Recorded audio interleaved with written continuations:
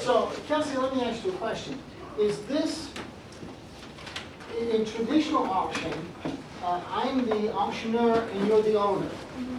So you bring your product to me and you say, get the best deal you can. So I think that's different, Craig, than from an eBay situation. So in a traditional auction, it's the auctioneer who's in charge. So now, let me think. The auctioneer can withdraw the goods, put up for sale at any time until he announces completion of the sale.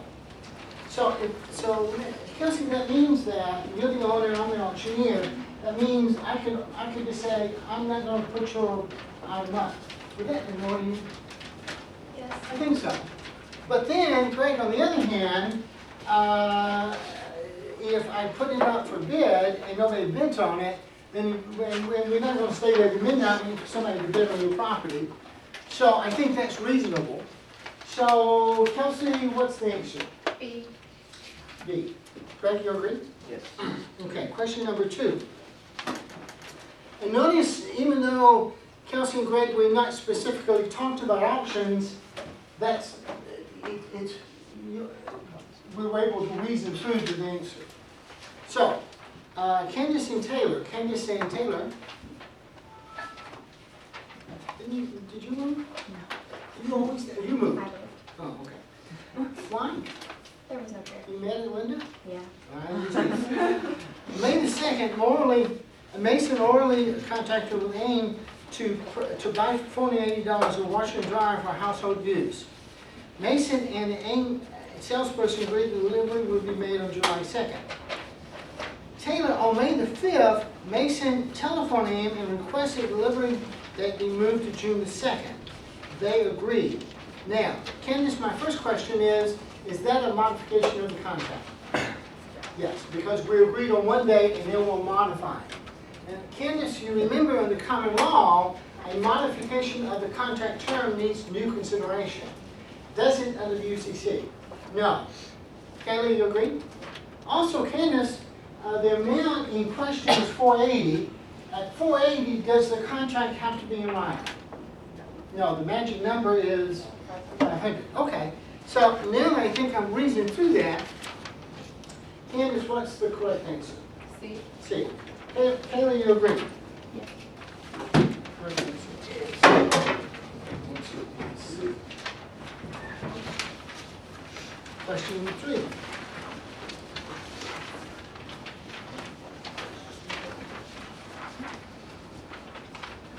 So let's turn this one, Ann and Linda, into a true-false question.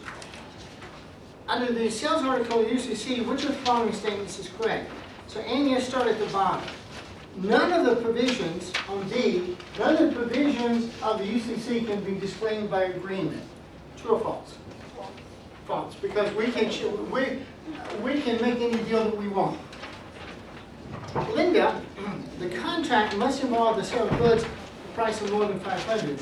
Well, Linda, Candace told us that significance of $500 is whether it's in writing or not. Any contract for the sale of a good would be covered for UCC, so that is false. And B, merchants and non-merchants are treated alike. No, because we have greater expectations of the merchant. So therefore, I hope, Linda, because B, C, and D are all wrong, I hope A is correct. A says that the obligation of parties to the contract must be performed in good faith. Is that correct? Yes. So, and the answer is A. Interesting enough, and as you may remember, in the common law, there's no assumption of good faith, but there is under the UCC. And Linda, I think that's appropriate because UCC is concerned with making commerce flow smoothly. Okay, question number 4. Matt and Alex. Matt and Alex. On the sales article UCC, which of the following statements are correct regarding a seller's obligation? Matt, the seller is required to arrange with the buyer to pick up the confirming goods at a specified destination, or the seller is required to tender delivery confirming goods at a specified destination, or sellers were required to tender delivery of performing goods at the buyer's place of business, or D, the sellers were required to tender delivery of conforming goods to a carrier. I think, Alex, we can eliminate A and B. So that means, Matt, the answer is either B or C. And it seems like B or C basically say almost the same thing. But let me ask you this, Matt. Could I enter into a contract with you to have you and I have a contract, and could I have you deliver the merchandise to Alex? So therefore, it's not necessarily my place of business. Right. So therefore, Alex, we can eliminate C. Yeah. So the answer is B. You agree? Question number 5.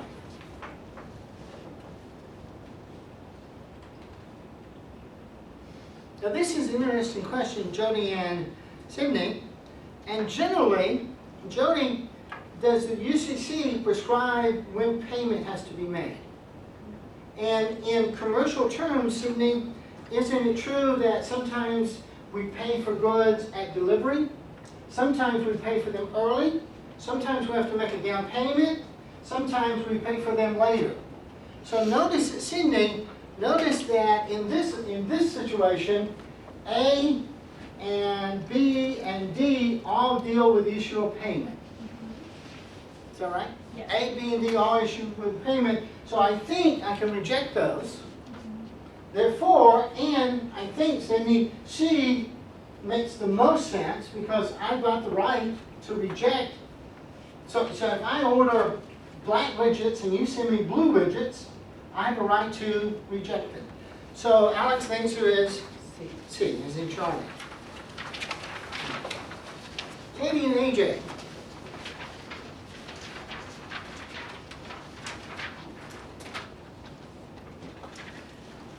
Under the sales article of the UCC, which of the following requirements must be met for writing to be an enforceable contract for the sale of goods? So Katie, the writing must contain a term specifying the price of the goods. No, we can fill in the blanks there. The writing must contain a term specifying the quantity of the goods. Well, let me think about that. AJ, didn't we say last time that the general rule is that you have to specify the quantity, but the exception to the rule was an output or requirements contract. But then, Katie, doesn't that specify the quantity? That is, if I say, you will buy all that I produce.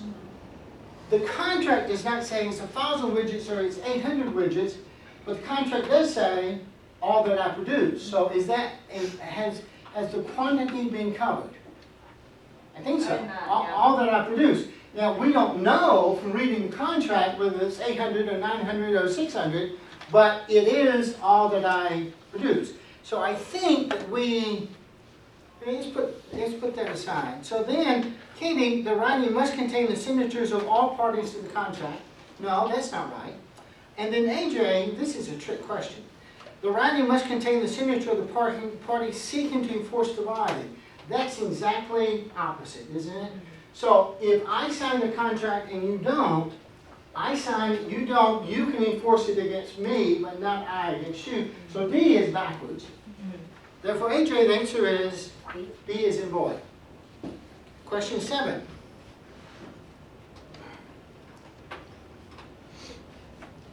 I'm sorry, Katie, we should have given this to you. We should have farmed. No, farm with sheep. Oh, so sheep are beneath you. We don't farm with sheep. I understand. So B2 and Caleb. A sheep farmer agreed in writing to sell all the wool shorn during the shearing season to a weaver. Contract failed to specify the price, but it doesn't have to. Is that right? And a minimum quantity of wool. After the shearing season, the rancher refused to deliver the wool. The weaver sued the rancher for breach of contract. On the sales article, who will the weaver win? So let me make sure I understand this, Kayla.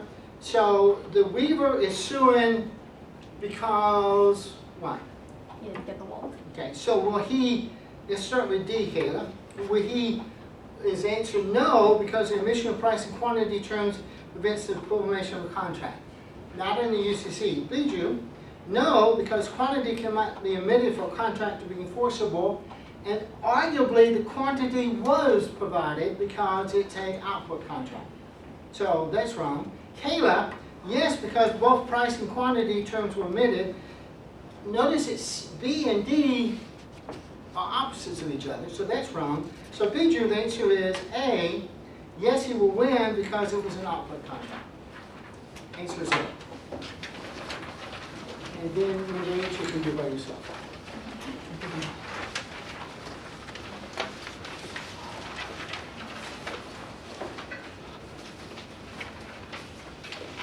Now.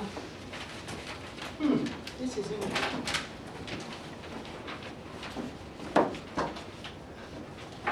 Now, last time, Michael, you always were complaining about the PowerPoint. You know, and well, no, when Molly was here, you said the PowerPoint was crappy, even though she's the one doing it. But I've got that on tape, Michael, I've got that on tape. But now, and Linda says I've just got a heavy hand on the clicker, but now I have no clicker. So I'm gonna have to do it the old-fashioned way. Okay, so today, we'll discuss the following. Identification, title, risk of loss, insurable interest. Well, Michael, all this deals with one question. The question is, if something goes wrong, who's the loser? That's the question for today. If something goes wrong, who's the loser? For any interest to pass to the buyer, goods must be in existence, and I think, Michael, that makes sense, and identified as to specific goods.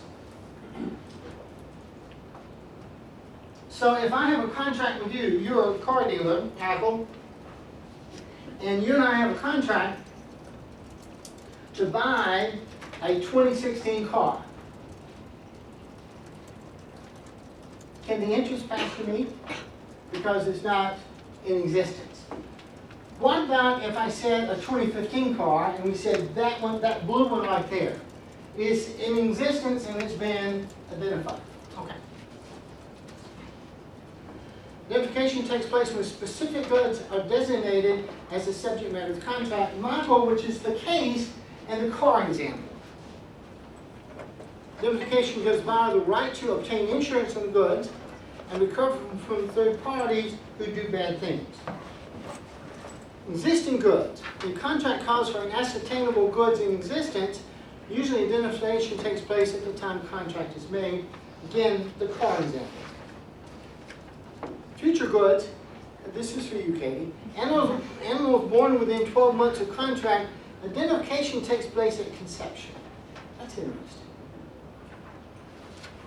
Future goods for dedicated.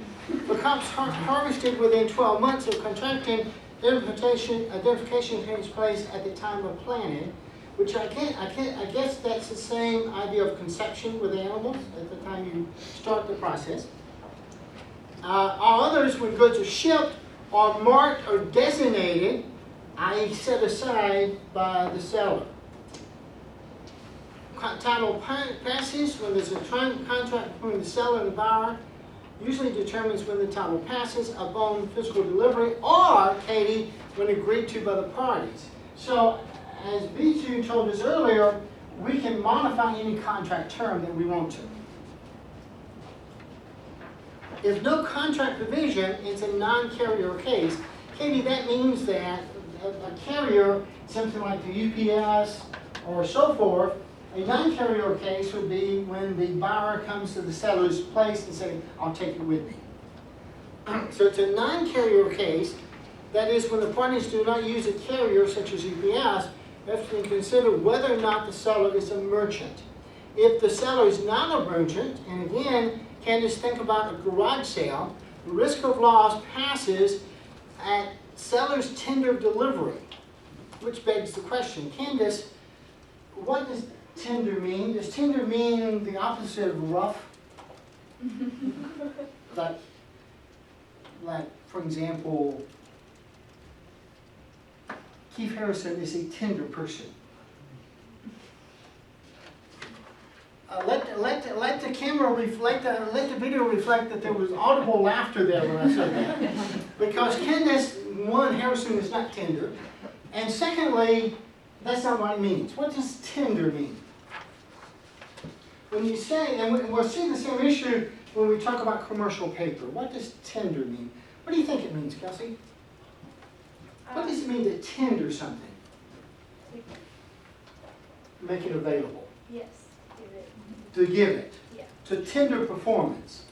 Or, for example, Kelsey, if you and I have an employment contract, or we have a contract for you to make my house, to tender performance is to show up at my house with your paint. Okay. So, if the seller is not a merchant, the risk of loss pass it at the seller's tender of delivery. If the seller is a merchant, the risk of loss passes when the buyer actually takes possession. So again, Candace, it looks like we put more burden on the merchant than the non-merchant, but that seems appropriate?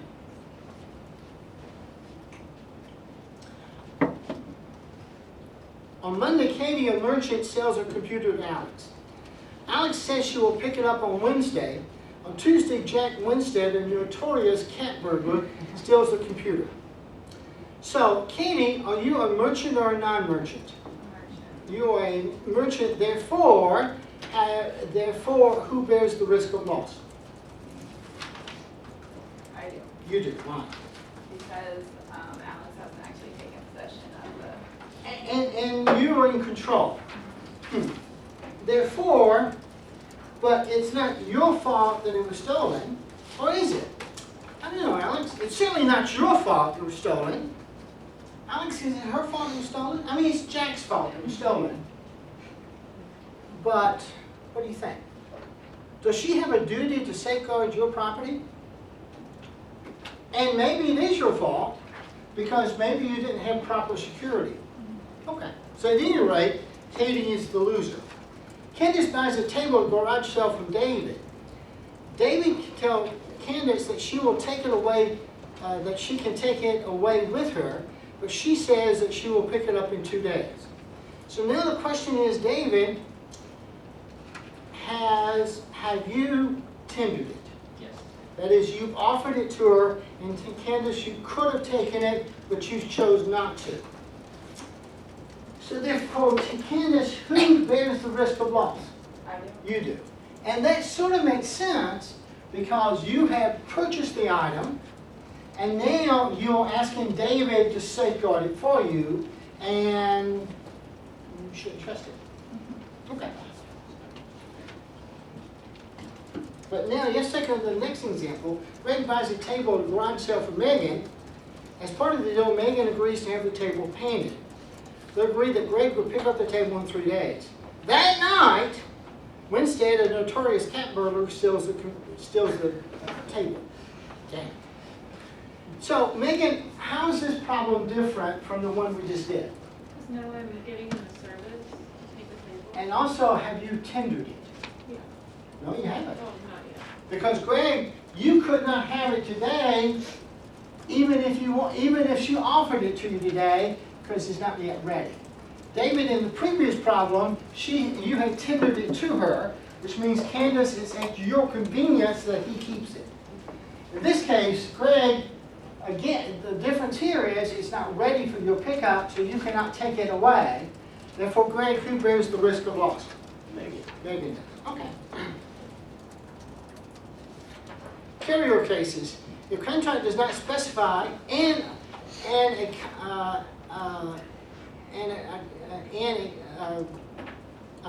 should say common carrier.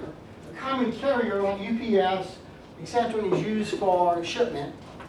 If it's a shipment contract, risk passes on delivery to seller. This buyer will suffer the loss. So look at the common terms. Linda, FOB, which means free on board, to the seller, which means that once the seller puts it in the hands of the delivery person, you're the seller, Kayla's the buyer. Once you put it in the hands of David, the wizard delivery person, then it's free to you. So it's free on board to you. Therefore, Kayla, you will suffer the loss. Other terms are FAS, which means free alongside, or CIF, which means contract, insurance, and freight. A carrier case, if contract does not specify, and probably Linda should have underlined that. I think I will.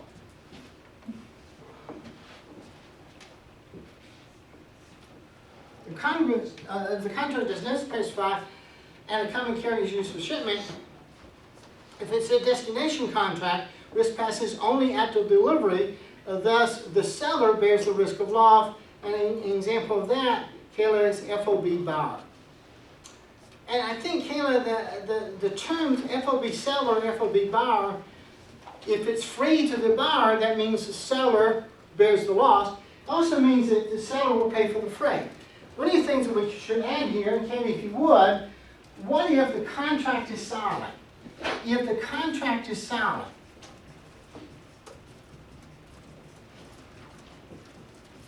which means, Katie, if the contract does not say whether it's a shipment or a destination contract, it's assumed, the assumption is that it's a destination contract.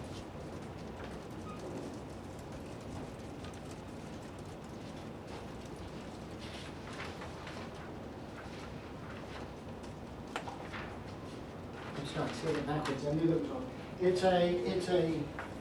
It's a shipment contract. So let me say that again. Brandon, if the contract does not say what it is, then UCC provides it's a shipment contract.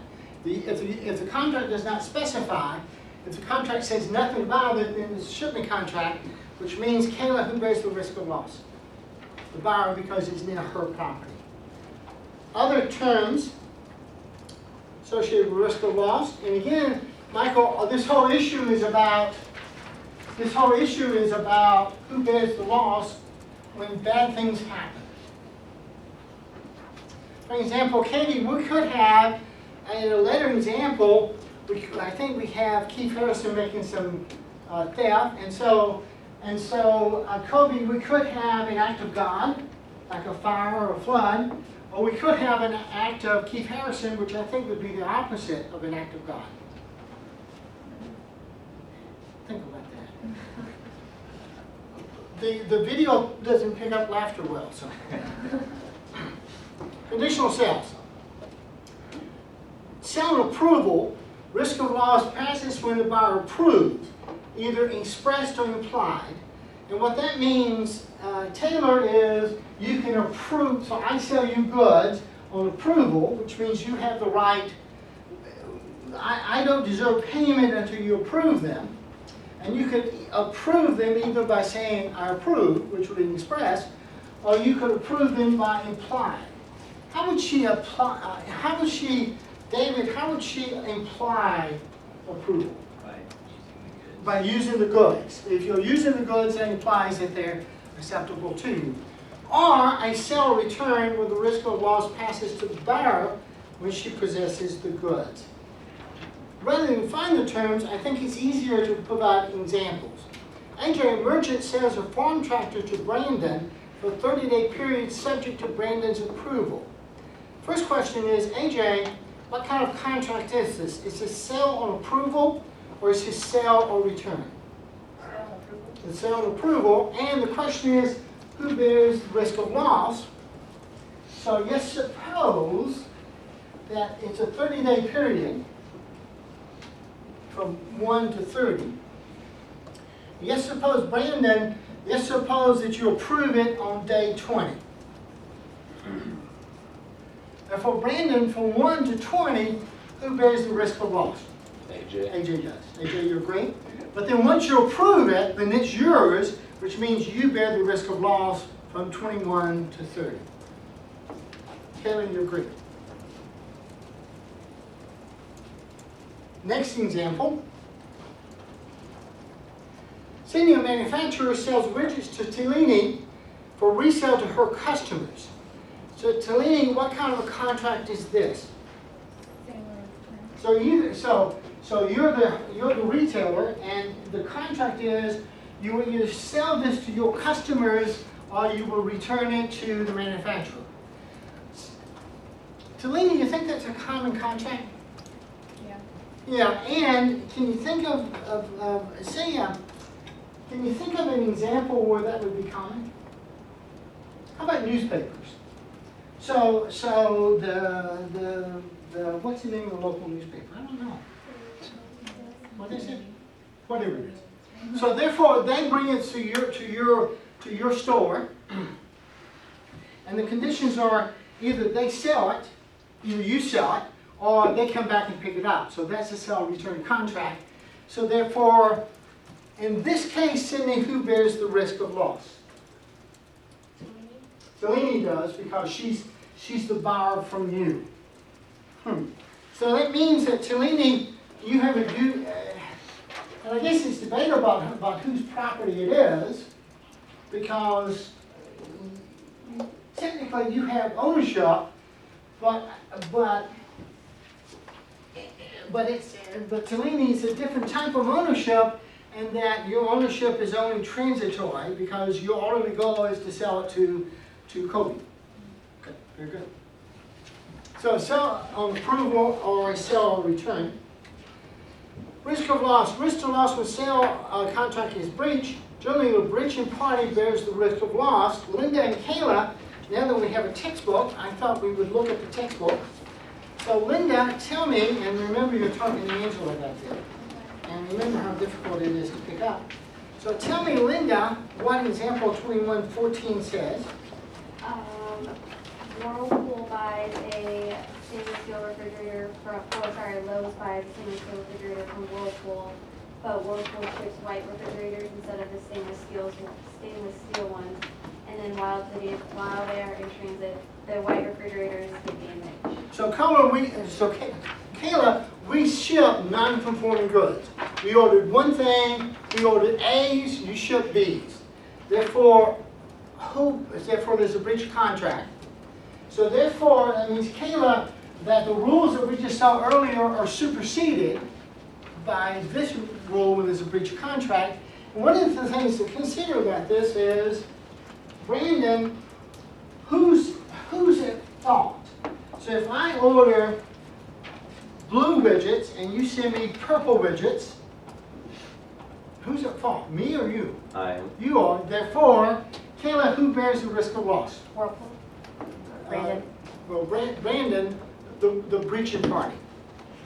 Agreed? Very good. So, this is some examples. Who bears the risk of loss?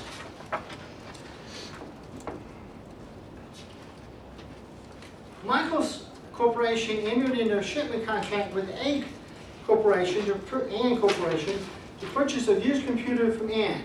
So understood that Ann would ship the computer to Michael's main office.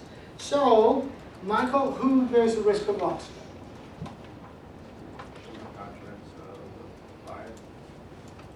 So you or Ann.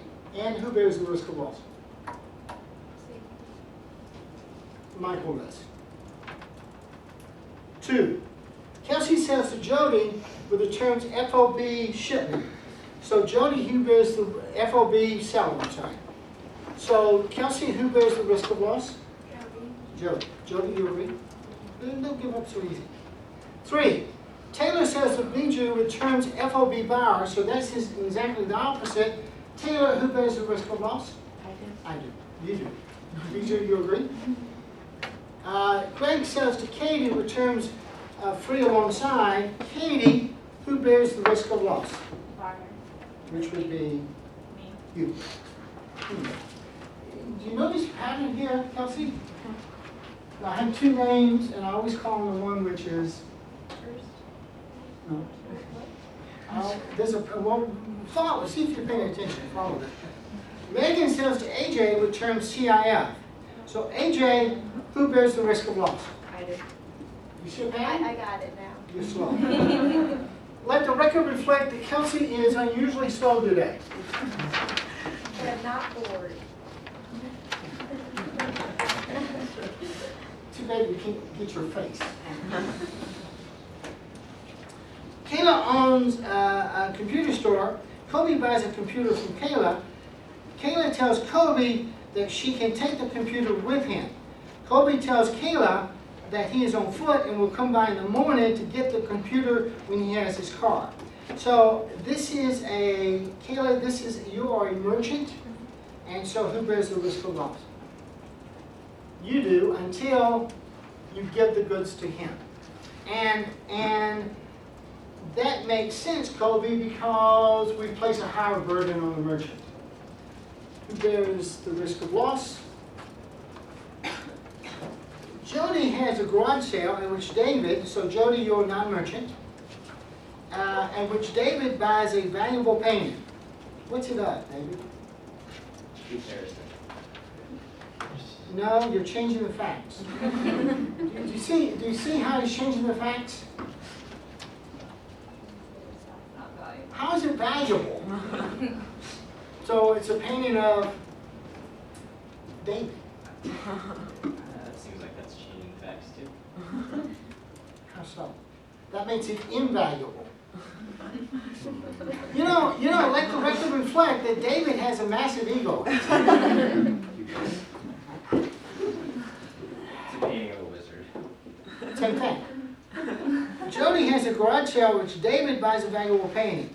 Jody tells David that he can take the painting with him, but David replies that he's on foot and will come by in the morning to get the painting when he has his car. That night, the painting is stolen by Keith Harrison. So, David, how is this different from the previous problem? Jody's not a merchant. Therefore, who bears the risk of loss? I do. See, Kelsey? Who bears the risk of loss? Next question. Linda buys a dozen apples from Katie, a wholesaler of produce, on Monday, with delivery to take place on Friday. Monday night, Keith Harrison again commits arson. At least he's not a burglar anymore. Now he's just vicious. And sets a warehouse on fire. So I guess the question here is, Linda, have the goods been identified? And think about this. Let's suppose, Linda, that Katie has contracts with a dozen people to sell apples. So she's got a contract with a dozen people to sell apples, and yet let us suppose that the fire only destroys half of the apples. So Katie has a contract to sell me apples, Katie has a contract to sell you apples, Katie has a contract to sell Brandon apples, and so the question is, only half the apples are destroyed, whose apples? We don't know, because, AJ, they have not yet been set aside. I know that I'm going to get a dozen apples, but since one apple looks the same as another apple, then I can't tell who. So Linda, have the goods been identified? No. No.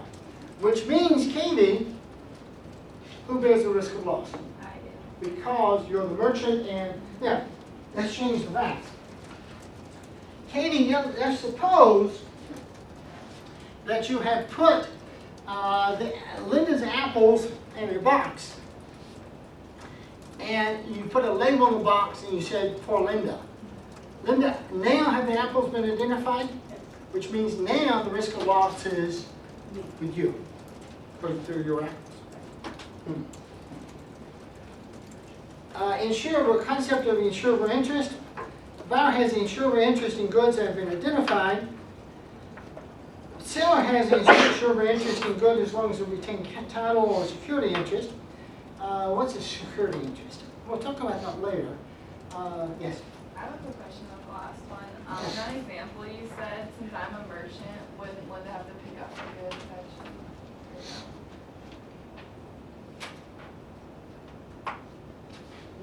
No, because the goods have been identified, Okay. therefore that's the same as delivery. Okay.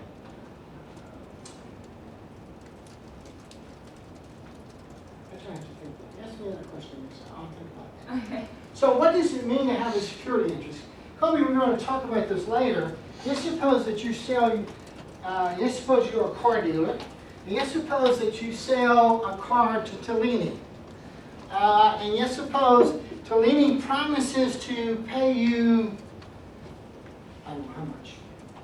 Is it a good car or a bad car? So you're not a student. So you're a CPA making a ton of money. So why are you dealing with Kobe? So Kobe, you're going to sell the car and she's going to pay you $500 a month.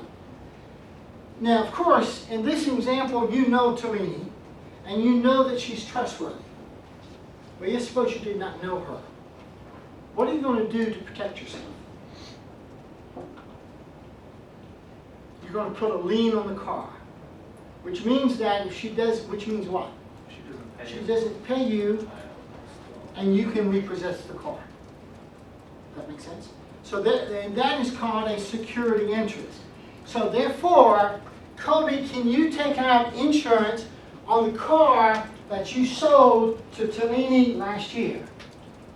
In the terms of the loan is she makes payments for 3 years.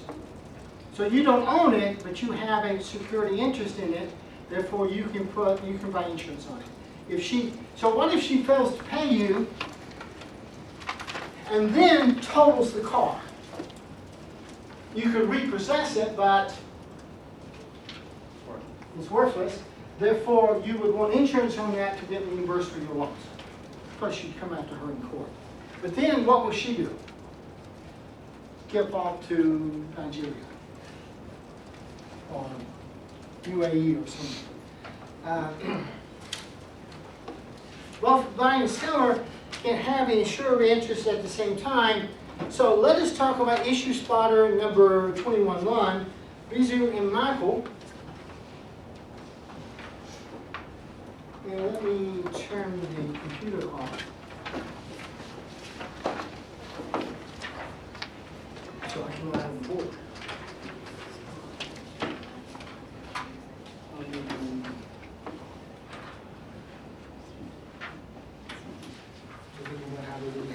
So tell me, Bizu and Michael, Bizu, tell me what the facts are. I assume everybody's read it, but tell me what the facts are. And then Michael, tell me what the issue is. Bizu.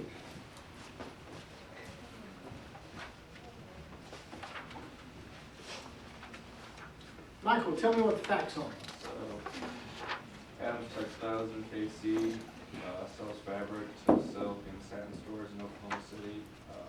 Adams packs the fabric and ships it by train to silk.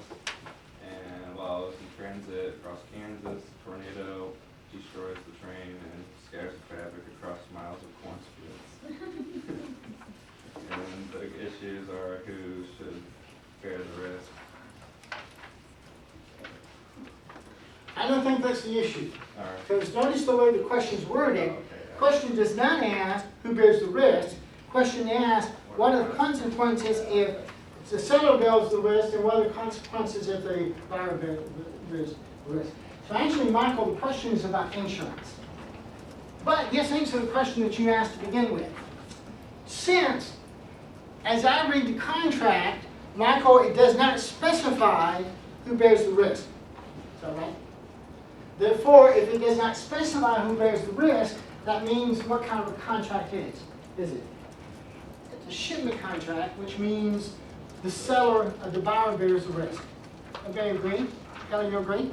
But Kayla, that's not the question. The question is not who bears the risk. The question is what would happen, Michael, if the buyer bore the risk? I assume the buyer has insurance. So, Bizu, so you got the facts now. There's a contract for sale goods, and en route it's destroyed, and it's all over the state of Kansas. Is that right? Across Katie's farm. So therefore, Bizu, does the buyer still have to deliver the goods? Yes.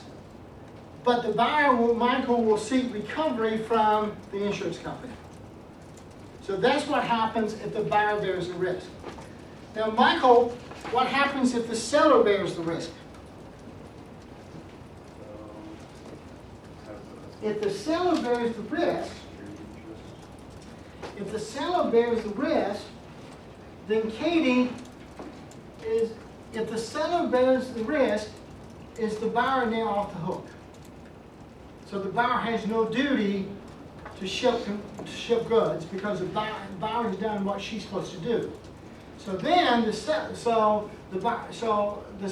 the seller then will seek reimbursement from the insurance company. So do that again. Taylor, if the buyer bears the risk, then the buyer still has a duty to ship goods to the seller. But she can get reimbursement from the insurance company. And I assume, Brandon, she has insurance. Wouldn't you assume that? Yeah. Taylor, if the seller bears the risk, then the buyer is done. She's off the hook. But the seller could seek reimbursement from the insurance company. And Jane, you agree? Okay. Now, issue spotting number 2, Greg and Alex